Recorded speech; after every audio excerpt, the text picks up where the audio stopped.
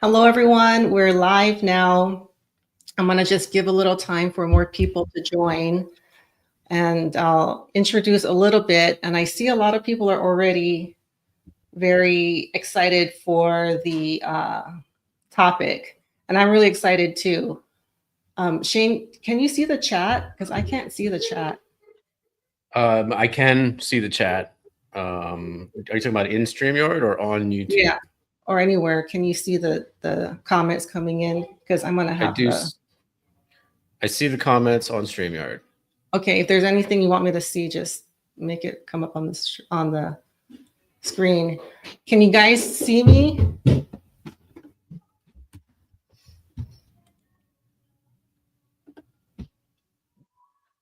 All right, we're just gonna let everyone come in. And if you guys want to say where you're watching from, that'll be cool. From Noel, oh my God, you guys are live. This is so cool. Yeah, okay, yeah, we're gonna go through a lot. I read the comments very briefly. We're gonna go into most of those. I saw a lot of comments about the Vedas, the old fires, and so we're gonna show that in a little bit. But Therese is one of the greatest truth seekers and citizen journalists of the hemisphere. Thank you so much.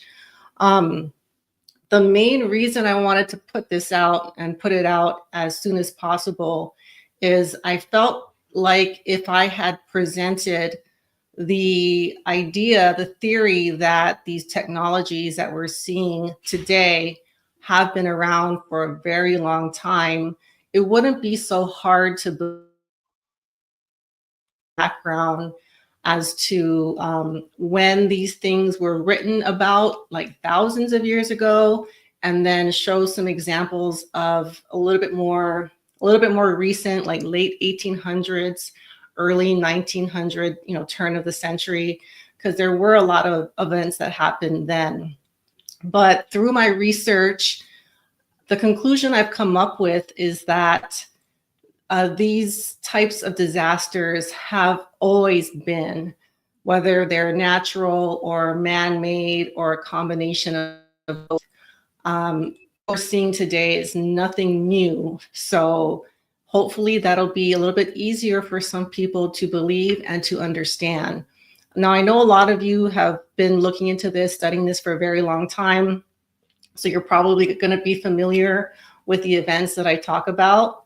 But I've kind of come up with a pretty solid idea of, what we're dealing with and the cycle that we're in, because these are cyclical. They're not just, I feel like history doesn't go like unchanged for a long time and then changes. It just is changing, but it looks a little different. And looking at the history of our Earth, we're here for a very short time, and written history is a very short period of time as far as what we consider history. The past 400 or 500 years or so.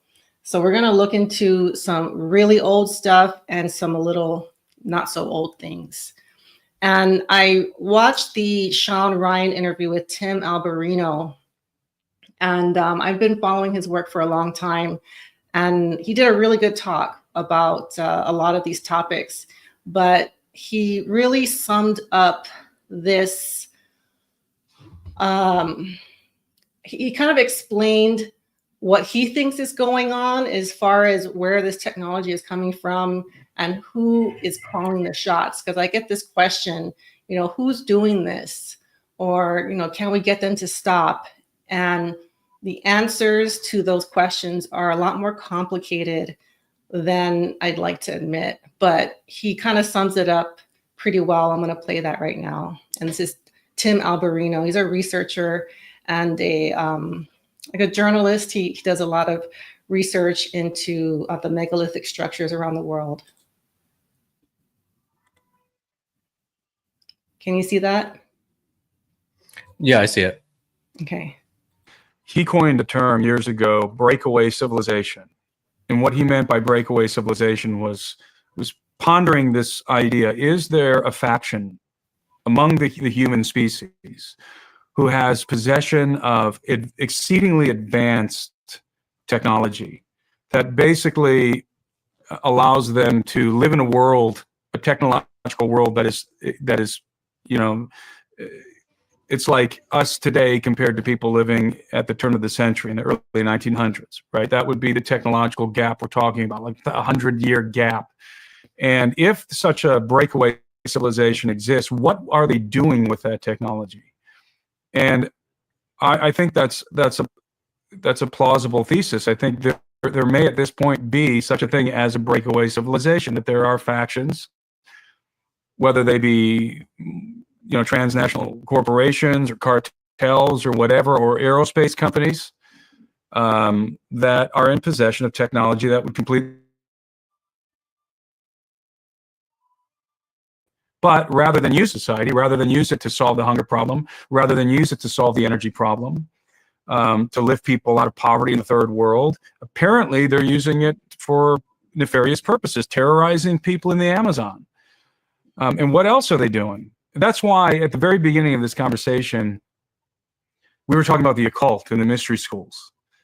And to me, this feels like it's in that vein. Like there's something going on here that is so dark and so dastardly that it would be difficult for normal people to contemplate, to conceive of this kind of a scenario where people would use advanced technology to do these terrible things. But all I can say is that's what happened in the Amazon. Somebody was deploying advanced technology, including aerospace technology, to terrorize these villagers. Have you poked holes in their story?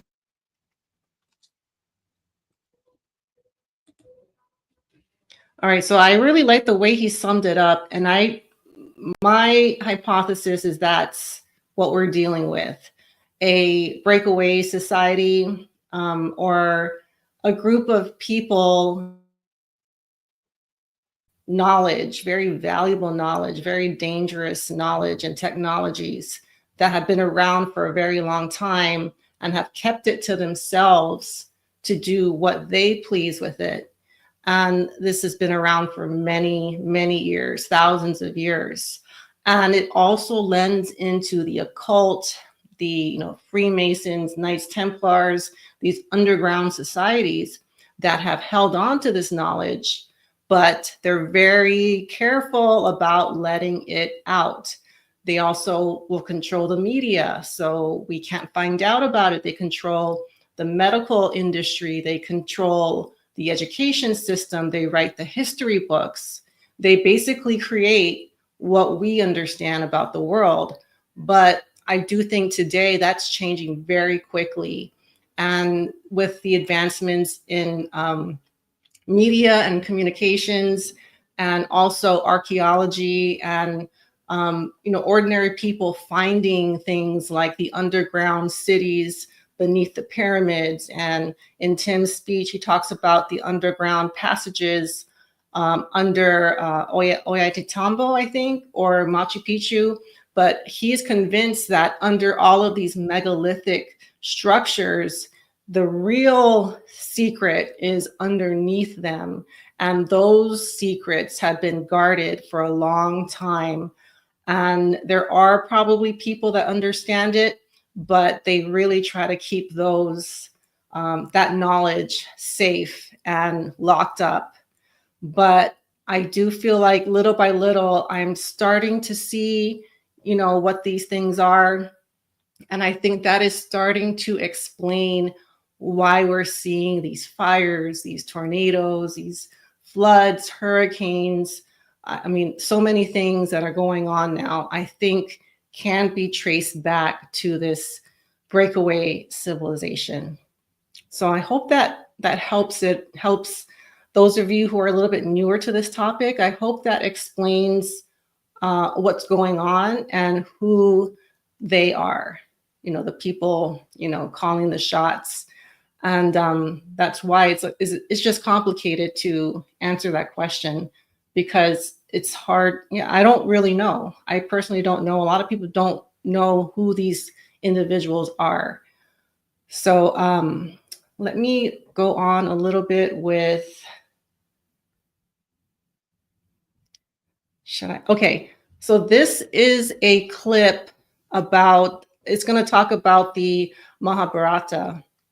The Mahabharata are a series of very ancient texts written in Sanskrit, and it takes place in, well, according to what I researched, these events took place in 3100 BC.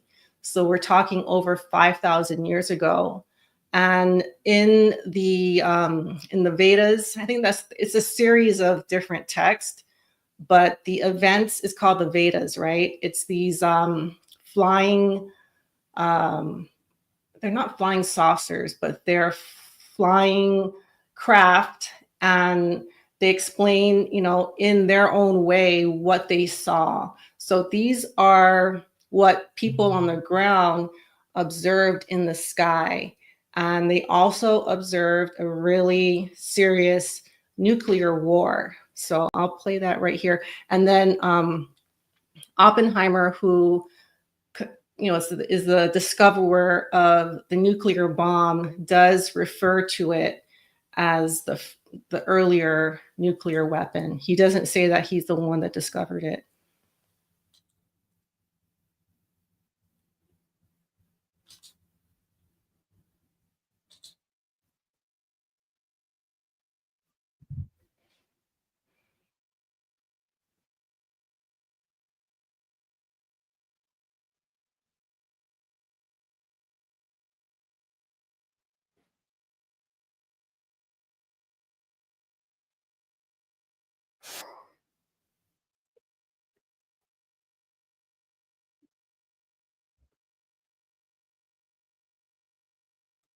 Only have been caused by a meteorite impacting with the Earth, and yet there were no signs of a suitable impact crater, even in satellite images.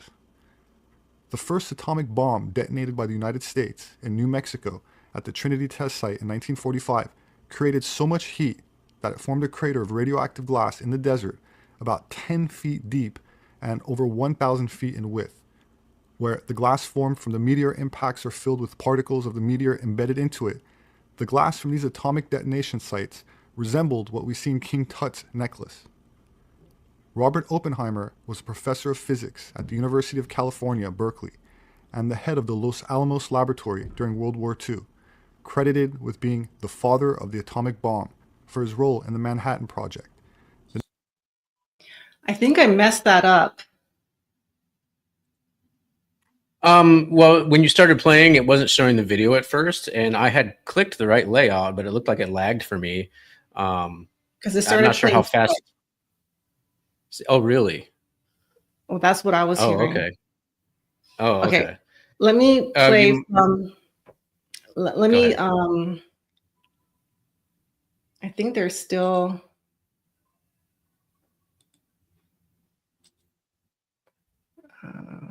full screen layout. Because see, when I go to the actual,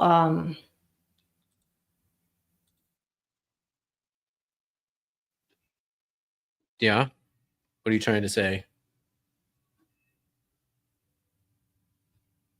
Are you still there? Hello? I think I lost you. I think we lost Tracy, everybody. So just hold on tight. She'll reconnect soon and hopefully come right back. We're having some sort of technical difficulties, it seems like. But as soon as Tracy comes back, we'll get right along with the show here. okay. I don't know. Can you play it? Or I have to play it, right? It's on my side.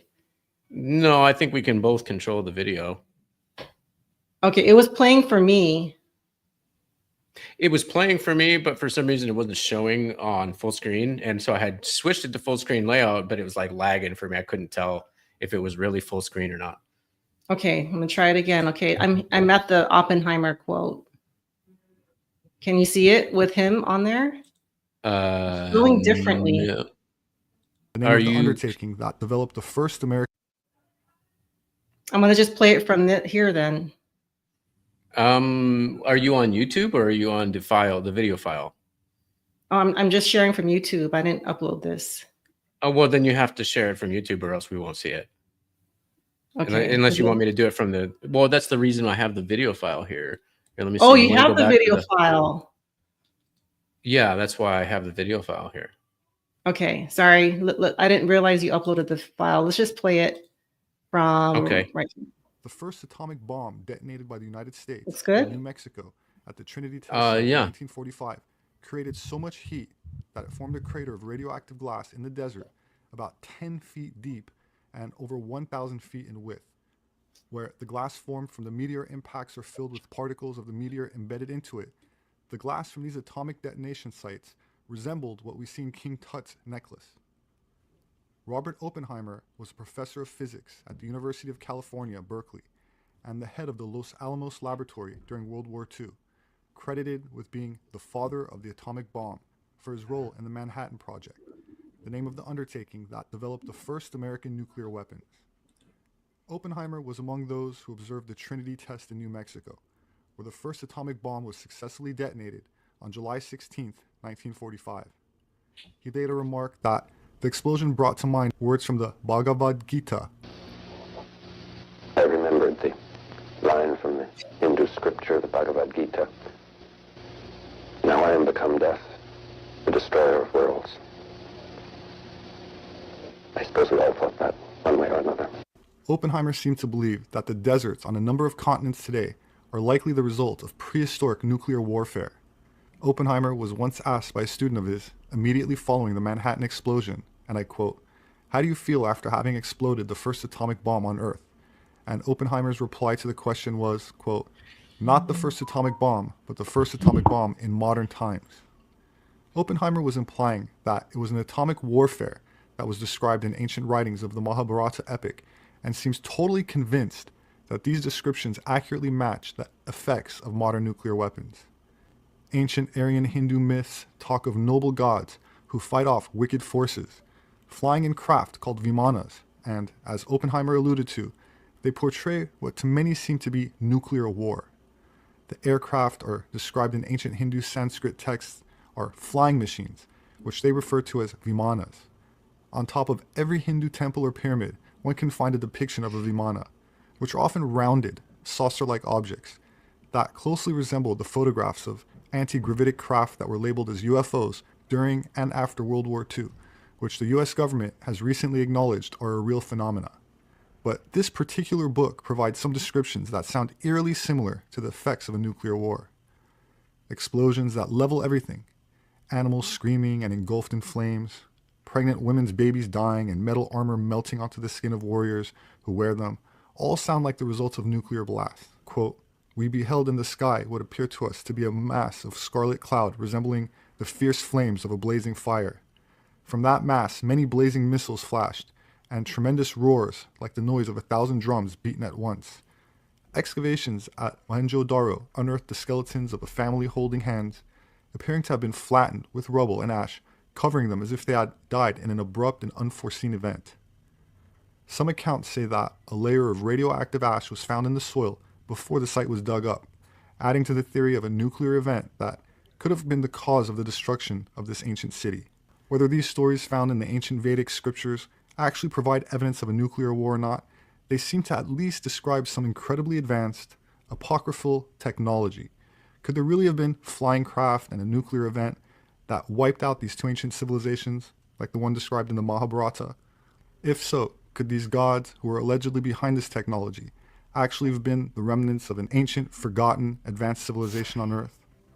Colonel Henry S. Olcott, co-founder of the Theosophical Society, said in a lecture in 1881, quote, "The ancient Hindus could navigate the air, and not only navigate it, but fight battles in it, like so many war eagles combating for the domination of the clouds.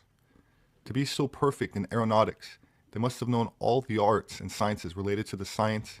In the Mahabharata, we read, Gurkha flying in his swift and powerful Vimana, hurled against the three cities of the Vrishis and Andakas a single projectile charged with all the power of the universe, an incandescent column of smoke and fire, as brilliant as 10,000 suns, rose in all its splendor. It was the unknown weapon, the iron thunderbolt, a gigantic messenger of death which reduced to ashes the entire race of the Vrishnis and Andakas." The corpses were so burned as to be unrecognizable. The hair and nails fell out, pottery broke without apparent cause, and birds turned white. After a few hours, all foodstuffs were infected. To escape from this fire, the soldiers threw themselves in streams to wash themselves and their equipment.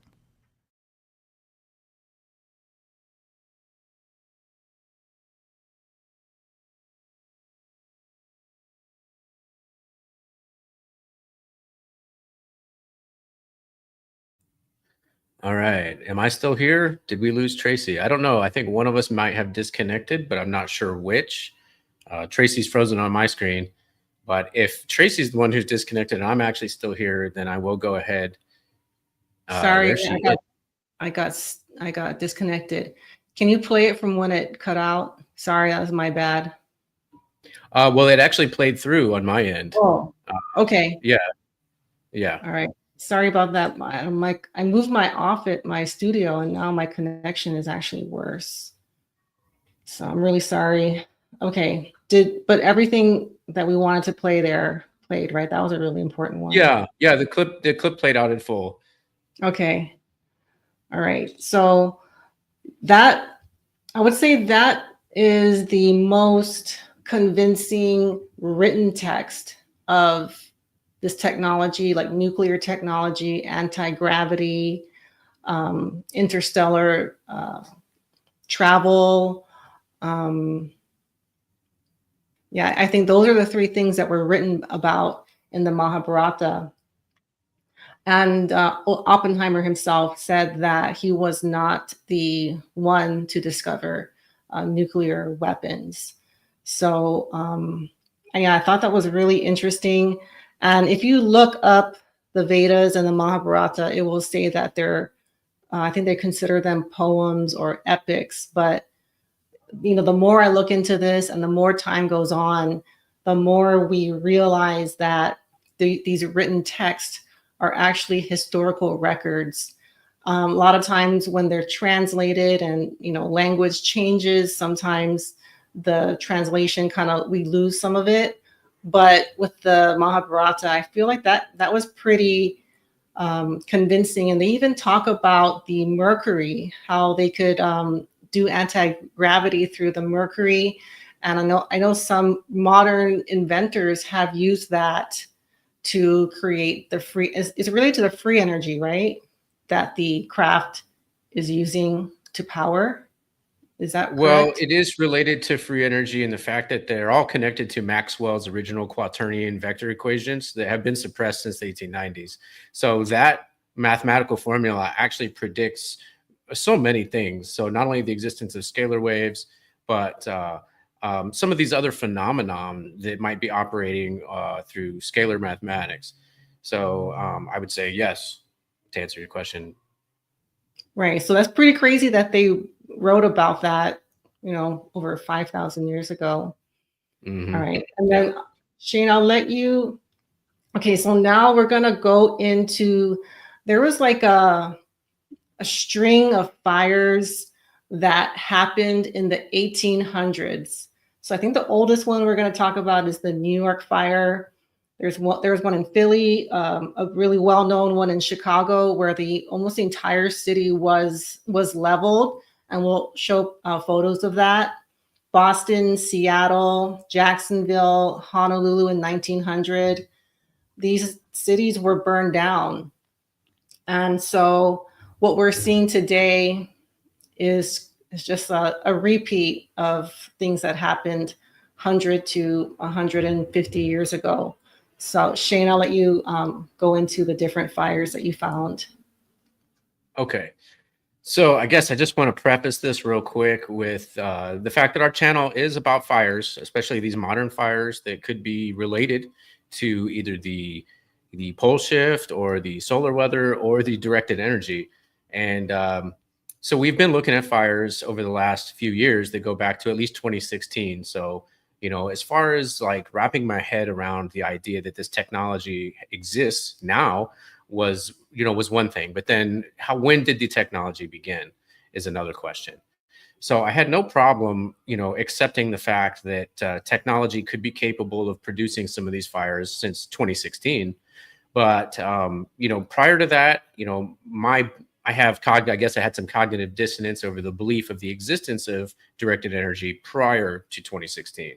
However, there have been fires like the 1991 Oakland Hills fire and the 1991 Spokane, Washington fire, some of which does look like it was natural combustion, but then there are also some damage indicators that look like anomalous fire behavior that would go with directed energy. So I have looked into that. I have found some things that I don't have handy to show from 1991 involving Oakland Hills and Spokane. So I was able to accept that, yes, it is possible that directed energy existed back then. And most likely what's happening is the breakaway civilization that we alluded to earlier. I think at many points in human history, there was probably a point where technological advancement reached a certain point, but then the public was reset. And that information and technology was then hidden again. And I think we've experienced several of these resets over the years. And so now it is my current belief that this technology has always existed and was only hidden occasionally. So anyway, to make a long story short, I'm going to go ahead and go into some of these fires that had happened. So we've seen fires from, I would say, 1835 to 1901 that are somewhat anomalous. And so I'll go ahead and start with 1835. So in 1835, there was the Great Fire of the city of New York, which actually did cause a lot of damage to New York. And I do have, let's see, I don't know if I have any specific examples from New York. So I'm just going to move on here and we'll go to 1850. Philadelphia also had a fire that destroyed much of the city. And we're not just talking about wooden structures here. We're talking about, brick buildings and so forth. And so there was also a fire in 1871, the Great Fire of Chicago, which a lot of people are familiar with. This particular graphic, I'm not sure when it was actually created. I don't think this is an era period graphic, judging by the presence of the flying saucer. Then in 1872, the very next year, Boston also had a fire. And they also, let's see here, in 1889, Seattle had a fire, as well as Spokane just a few months later. And then 1901 was the Jacksonville, Florida fire, which destroyed much of the district that you see here on the burn map. And then also in 1900, there was a fire in Honolulu, Hawaii, which also destroyed much of the downtown and Chinatown areas. Really quick, I do want to point something out with the Honolulu fire, and I'll pull it up because it says here that it took 3 weeks to burn down this part of Honolulu. Now, if you think about with Lahaina, that happened in a matter of hours, I think from the afternoon until the evening. So maybe 7 or 8 hours, the whole town was burned down. But, just 123 years ago in Honolulu, they had to wait outside of each building and burn each one individually. It says here they did it because the plague, they were trying to get rid of the plague, and these areas were thought to have the plague. But I did want to point out, I am from Hawaii, and I do remember how difficult the climate is to start a fire. So that's the main reason when I heard about Lahaina burning so quickly and so violently, that was a red flag. So I wanted to point out what it said there. Yeah. All right. And before I go too much into the nitty gritty of the details of all the photos and stuff like that, I do have another video clip that I want to play. This one is actually from Stu Peters. And I actually do want to give a shout out to the creator of that last video that we played. His name was Robert Seffer. He was the one who did the clip on the ancient flying machines. All right, so now I'm going to play this clip from Stu Peters.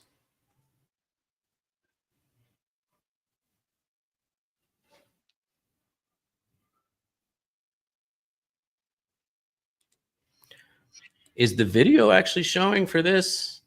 It is, but it doesn't say. Oh, I'll press play. It doesn't say the play. About Chicago. Okay. And I remember going to summer camp, and we're sitting around the campfire, and it's one dark night when we were all in bed. Bum, bum, bum. Old Miss Leary took a lantern to her shed, and when the cow kicked it over, she turned around and said, "There'll be a hot time in the old town tonight. Fire, fire, fire." And now when I think about it, it's Like, how many kids growing up in America were singing this song about this stupid story? What I realized is that it's like an incantation, and it's spell casting. Where did this song come from? It's a story that they wanted the population to come to embrace and believe. Well, lo and behold, as an architect with the keen interest in history, I come to find out only within the last few years that there were fires in every major city. And then I come to find out that it's not just wooden shanty town built out of matchsticks. We're looking at city after city after city with photographic evidence showing masonry buildings of the most exquisite type. Philadelphia, New York, Boston. You come down to Florida, Jacksonville, Miami. Every major city at one point was burned to the ground. Believe it or not, these were stone cities. These were megalithic stone cities. Ancient metropolises that were burned down as if they were made from wood. Very quickly. Now we can speculate as to what the source of that destruction was. From above, from below, arson, biblical destruction, you name it. Nonetheless, every major city in America, if not Europe and the entire world, saw a great devastation by a fire. The pictures are strange. The sequence of events that are supposed to have taken place are strange. So, there's just a lot of clues, if you will, that these weren't random events like somebody wants us to believe. In order for stone to burn down, it has to reach 2,000 degrees Fahrenheit. House fire reaches the temperature of 1,000 degrees. That's half. It's impossible for any stone building to be burning down.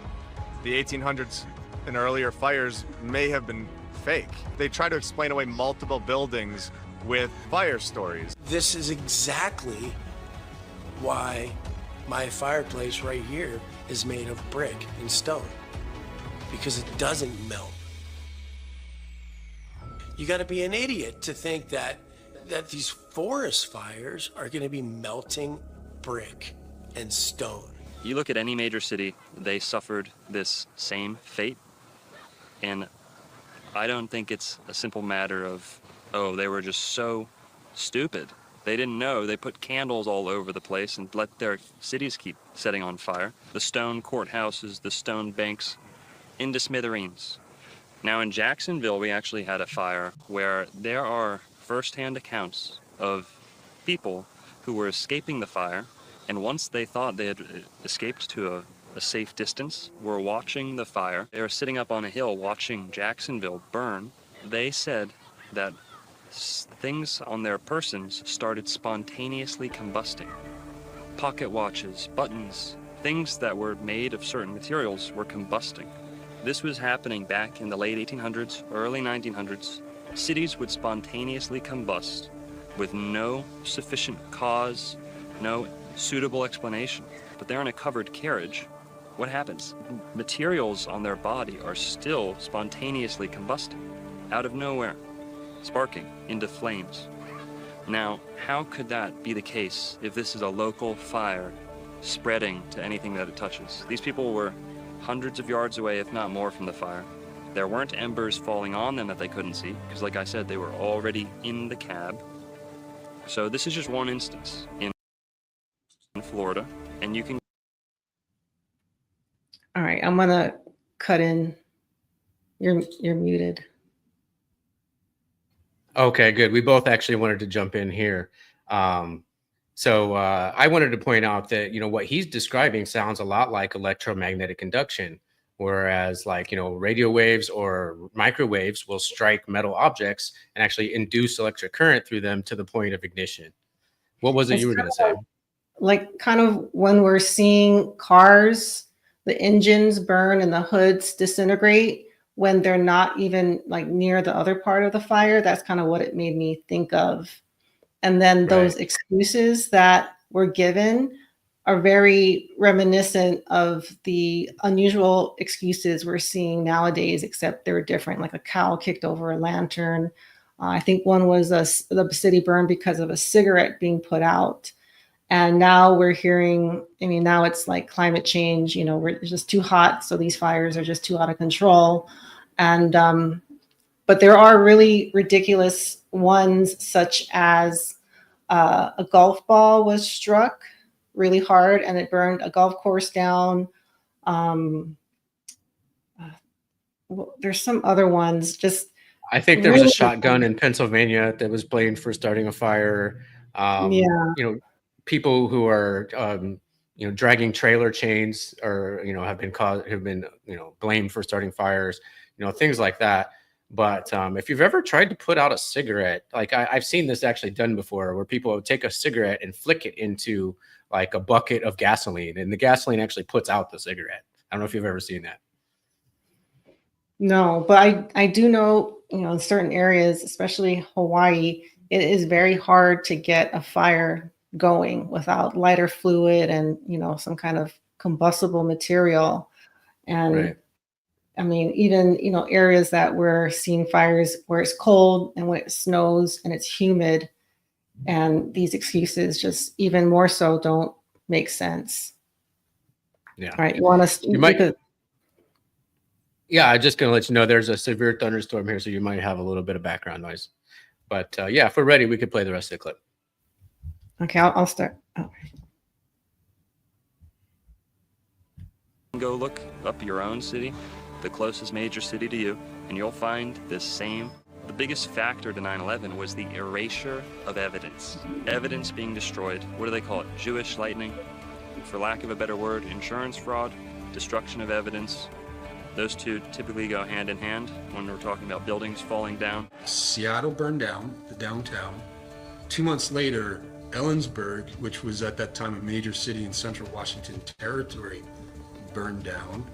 2 months after that, Spokane, which was another major city on the eastern flank of the territory, burned down. And when I discovered that, I just went, hold on a second. Like, there's something else entirely going on in the backstory. Part of the story of the fires is that the fire chief wasn't in town at the time. He was away on some conference. And so the command structure was broken. So the mayor at the time in Seattle was the one that was calling shots. And he was making decisions that they should go in and make what they call fire breaks between buildings, meaning actually bringing dynamite into buildings and blowing them up. And that's acknowledged. And that's acknowledged in Boston, the Boston fire, in city after city, what's called a tactic to contain fires. And then they often say, well, look back in, you know, in retrospect, maybe it wasn't the best idea. Well, what was causing these fires and what was causing this type of damage in the first place needs to be examined. So when you have a broken command structure and somebody else is calling the shots, that's really curious to me, because that's the same thing that happened in Lahaina. The wildfires that swept through Maui are the deadliest in U.S. history in more than a century. On social media, people are speculating about what could have caused the fires. One trending theory is that the fires started due to an attack from a directed energy weapon. They're weapons like lasers that use energy fired at the speed of light to damage or destroy targets. According to the U.S. Government Accountability Office, many countries, including the U.S., are researching their use. Yep, they flipped the police chief Pelletier, who was from the Vegas shooting. They made 10 emergency declarations all about Uncle Billy's and all about Banyan Drive and all this stuff. And to believe it or not, the Sunshine Law, where they removed the Sunshine Law or suspended it, it wasn't in these 10 proclamations that they really promoted and really blew up all over the news. It wasn't in any of them. It was in this quiet little Affordable Housing Act on the side. Truly, it does look like only the places they wanted. Safeway didn't get hit. The gas stations didn't get hit. They knew what was going to go where. It's either they did it from the top with the laser energy weapon, like others say, or it came from the bottom. But one thing was crazy is that over 24 hours later, they were still letting the fire burn. The fire was blowing so fast, the wind, it said it moved 1 mile in 10 seconds. I would think in my head could move 1 mile in 10 seconds. You know, some kind of boom one time, the whole place. With the fires from Maui, I mean, in my head, you know, these rows of cars that are just completely burned. Honestly, none of it looks like a fire.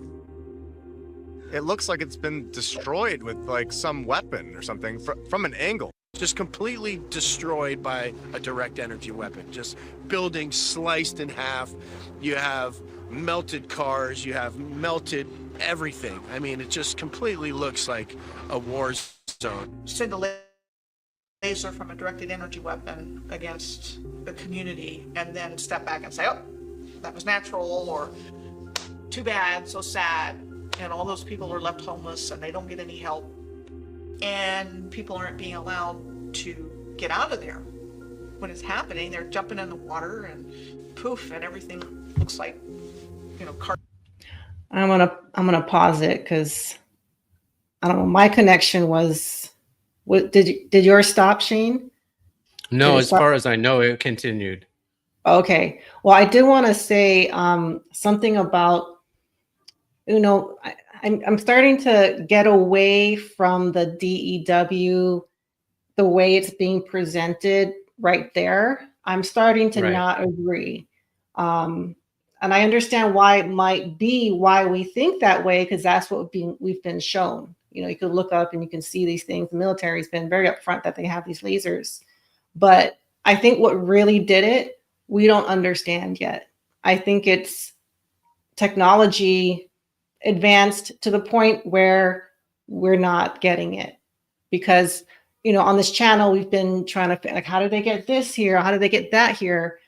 And I think me personally, I'm going to kind of try to step away from that because I'm not expecting to fully understand it, possibly not even in my lifetime.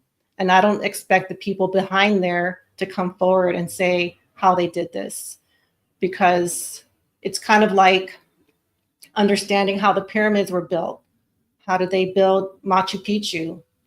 We have some idea, but they have not, as far as the archaeologists, the scientists who really know, who've really been in these structures, I don't think they're ever going to come out and say how they melted those stones, how they shaped it, how they moved those 50-ton bricks 500 kilometers and built the pyramids. I don't see them really coming forward. We can speculate, just like we could speculate with these fires. And I did want to just comment on that, because I don't think that's accurate. I don't think there was some drone flying around and hitting things. I think it's beyond that. Whoever these people are, that is years behind what they know. Was there something else you wanted to say? I don't know what to say. Oh, because we disagree. But I don't. Now that I'm looking back at a lot of other things, and we don't even fully understand how things were done 5,000 years ago. The pyramids are at least 5,000 years old. Some say longer, right? Some say a lot younger. Some say a lot younger than that, actually. Well, just to say it's 3,000 years old, we don't even understand that. And that was back then, right?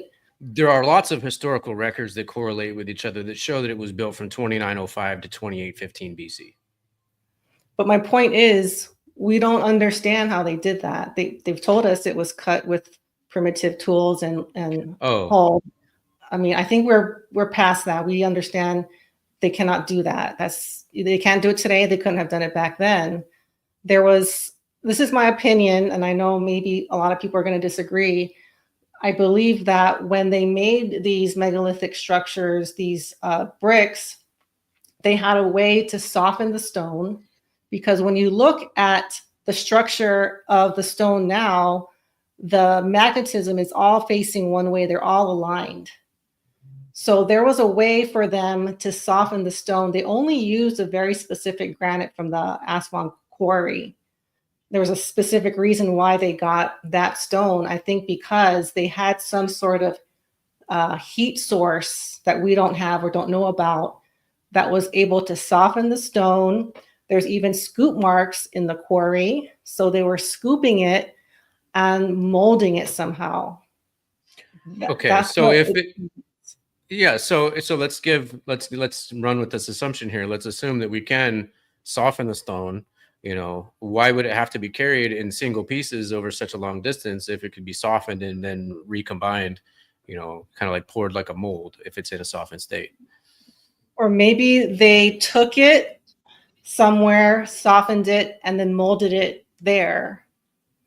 But I think at some point, whether it was closer to the pyramids or in the quarry, they were able to soften it to the point where they can cut it.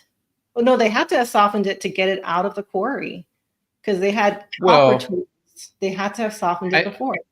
I think we're basing this on a really large assumption that the pieces were moved as a singular large piece.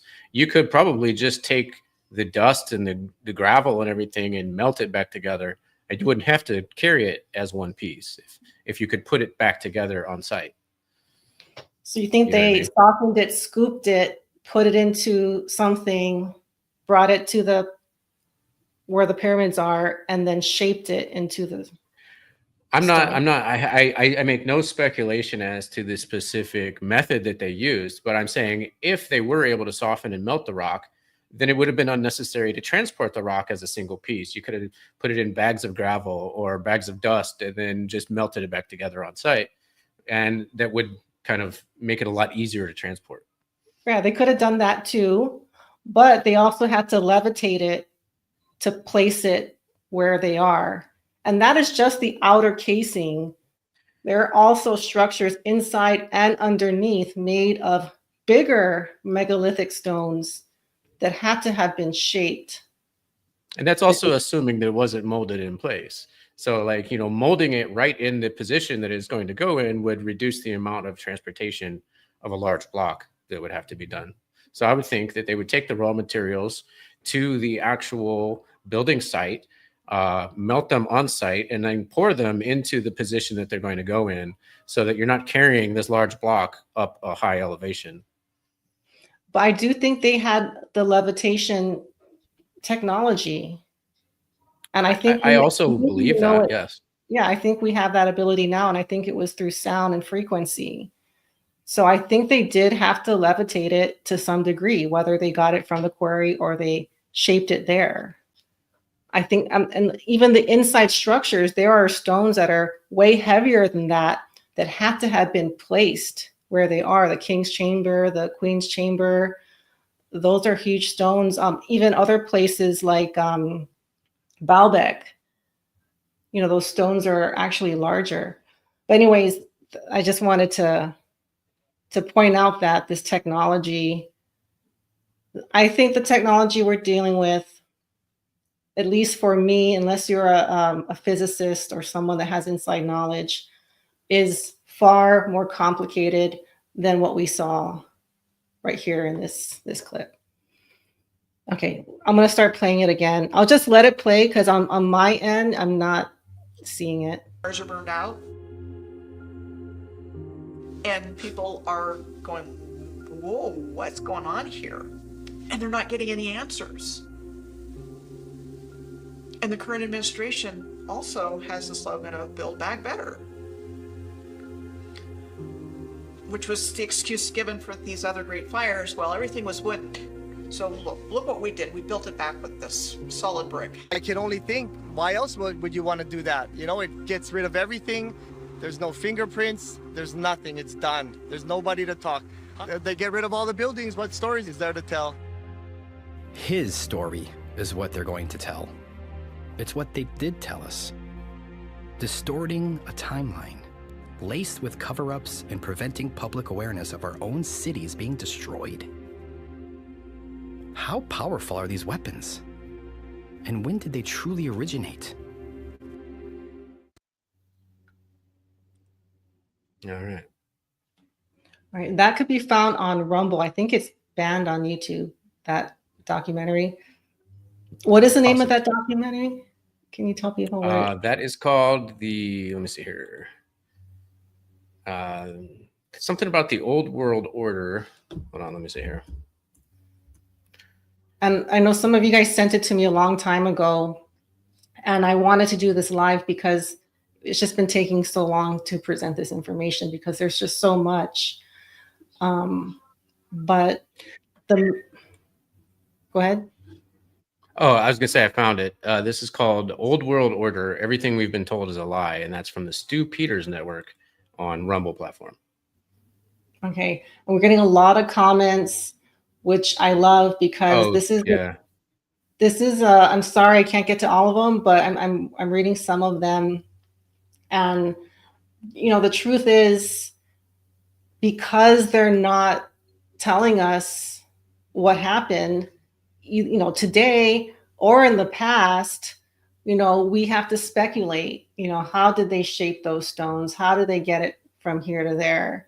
How did they build those underground structures? In the talk with Tim Alberino, he talks about the underground tunnels that they found under, I think it's Ollantaytambo in Peru. And he says the person he was working with saw the underground tunnel. It was shaped like a decent like hexagonal or that shape like this. And the tunnels were all built with megalithic stones. So they were able to use the stones that they use above ground to build underground tunnels.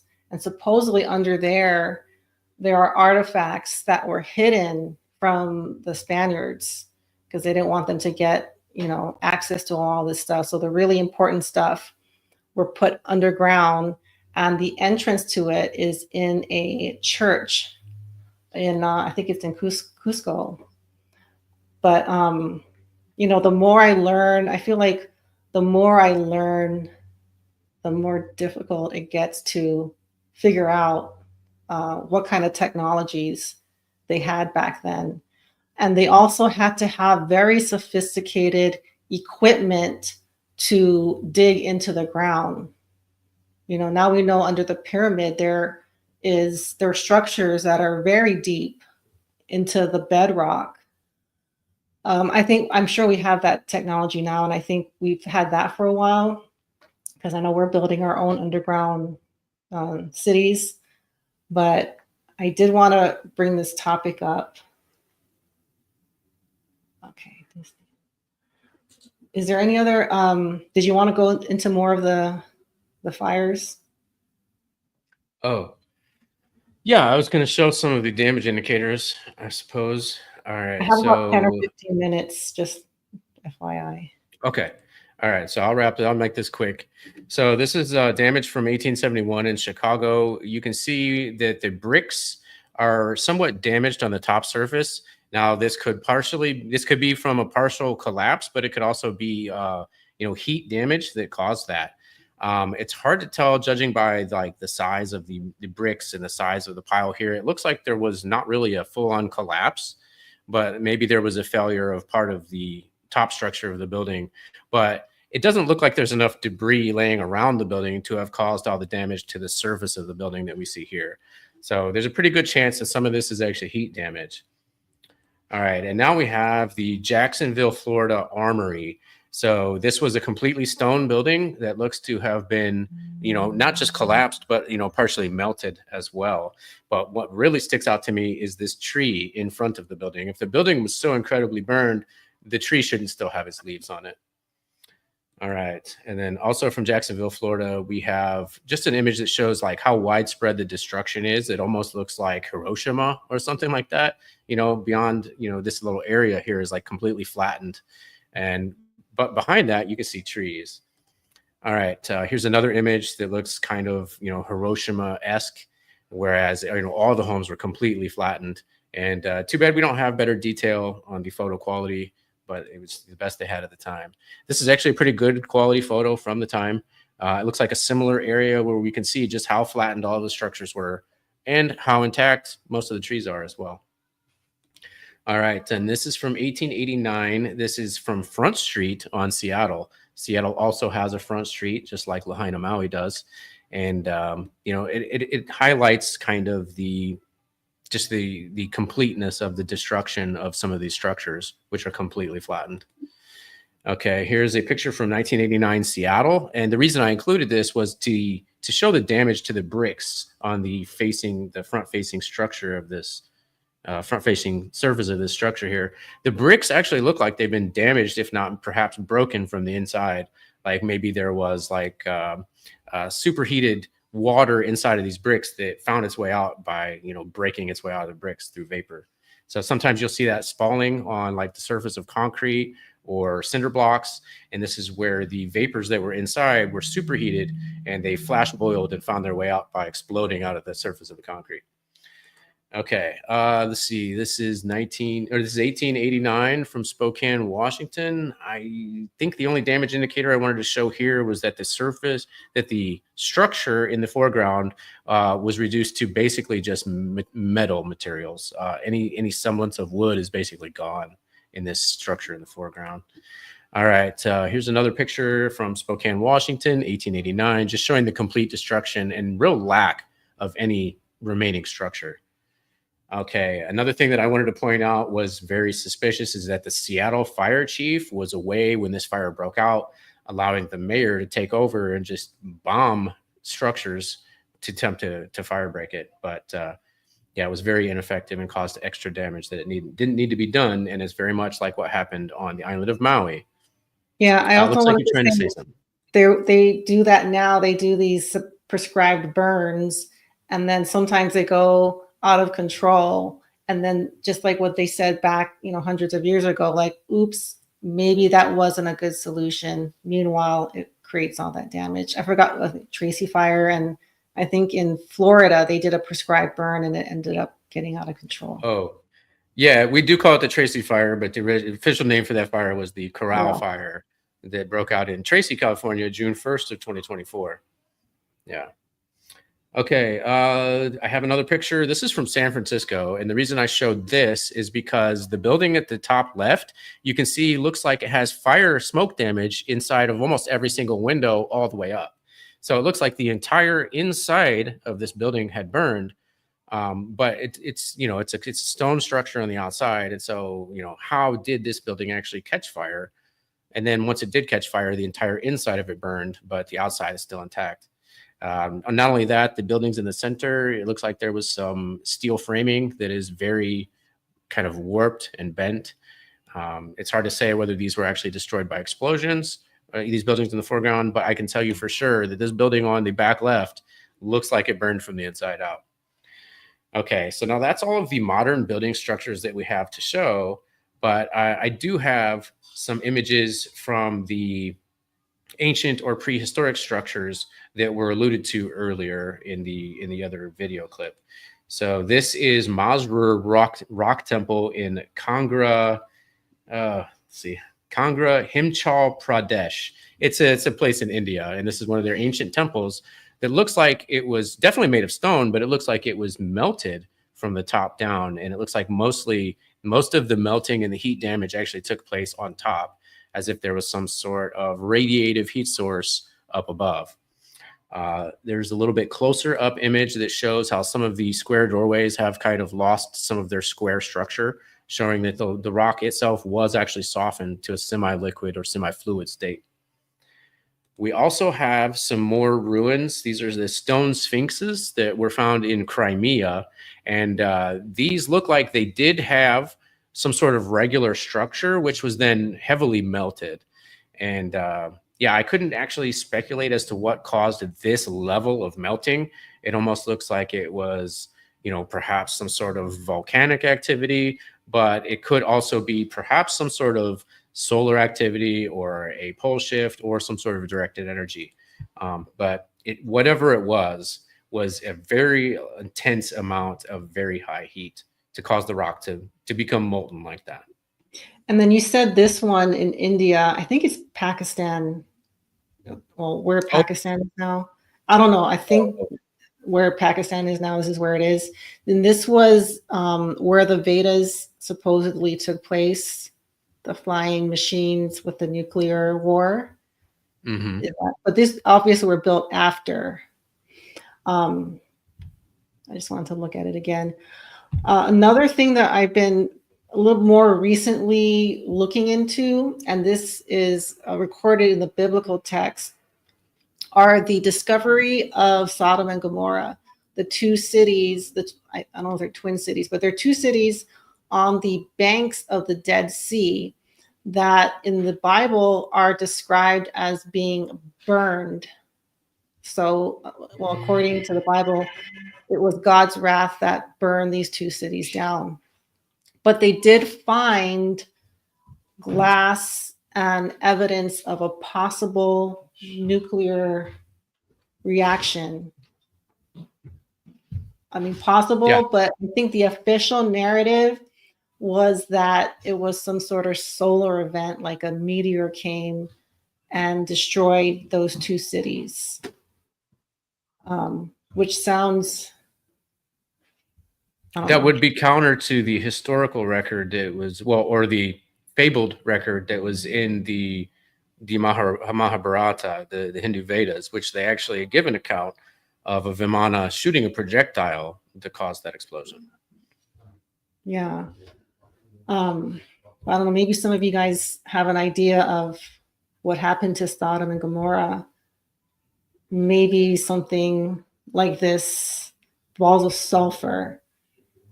Yeah, so when I hear that it was a meteor, it just kind of, the chances of two meteors hitting those two cities that needed to be destroyed because of the wrath of God, just, it's hard to believe that two just happened to hit those two cities versus some more intentional reason that those two cities needed to go.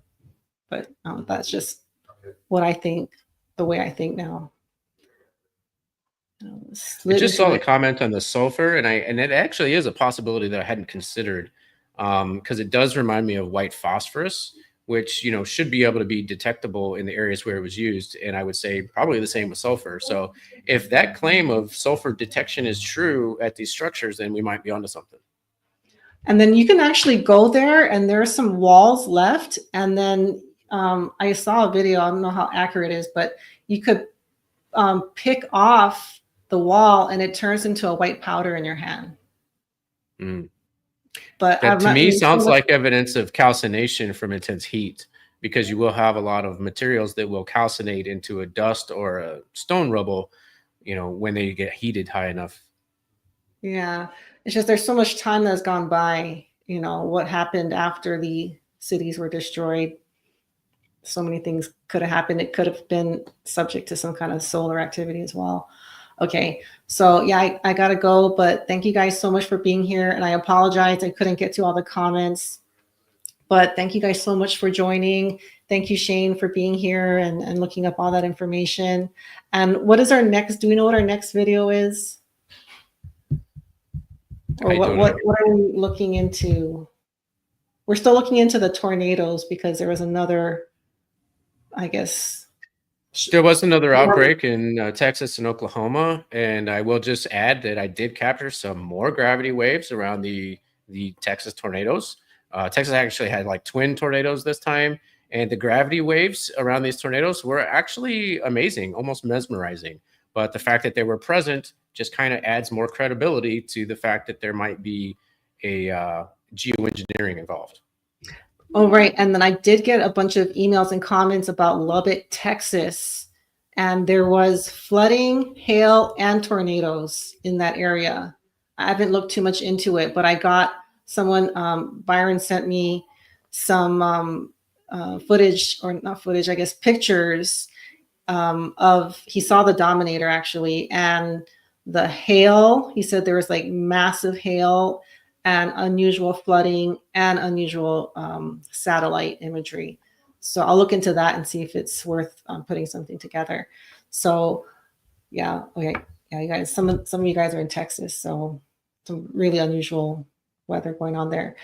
Okay, so that's gonna do it. Thank you guys so much for joining, and we'll see you all soon. Bye.